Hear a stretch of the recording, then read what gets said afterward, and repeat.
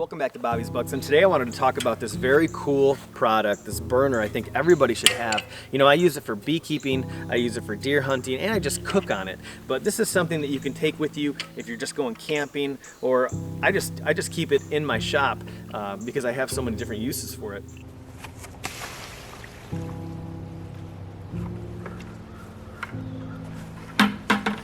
So this is my old camp burner, and this is how I used to burn off all the flesh and the hair from my bucks. And this is one of the bucks I shot during bow season. I actually shot a 10-point a few miles down the road, and I searched for it for 2 days. And this is during prime time bow hunting, right in the middle of November during the chasing phase. And I was just sick about it. And as I'm trying to follow the blood trail on this buck, I am seeing so many bucks.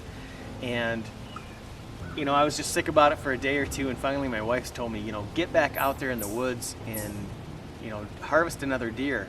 It's the best way to get over missing a good one. So it was the very next morning I went hunting when I seen this guy shortly after sunrise. He was coming in down the creek. I could hear him splashing. And I talk a little bit more in detail on our podcast in the rabbitrycenter.com. And also, if you want to check that out on the video, I have that on video. Actually, he's coming in, and it's all filmed on the GoPro. But so yeah, I felt a lot better once I shot this buck. But I'm actually going to buy a new burner. I already purchased it. It's on the way, and it's just going to burn this stuff off faster because this has been going for a couple hours and it just doesn't have the stuff anymore. So this is an old kerosene burner. So it's like nearly 100 years old.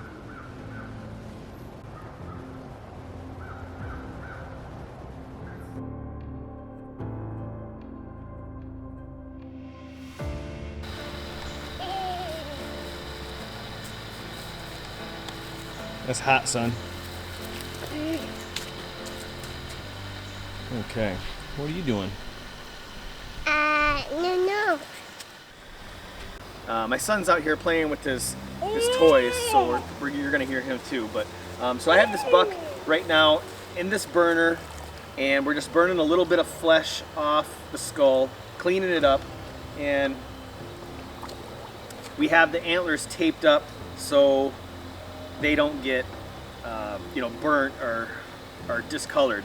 So over the years, we used to put this on the fire. We used to use an old kerosene burner, but this burner I like because there's no smoke on the antlers. It's just a clean job.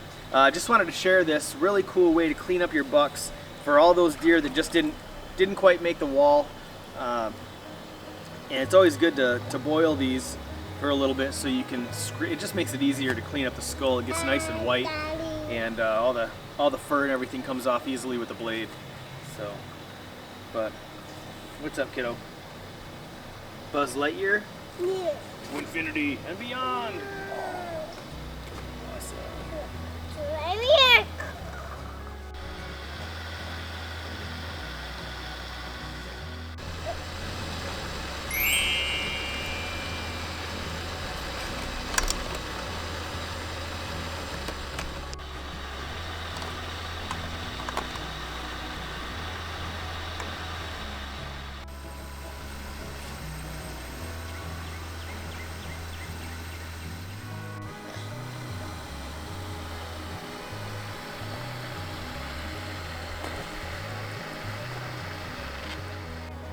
This is a $29 burner, and it really comes in handy.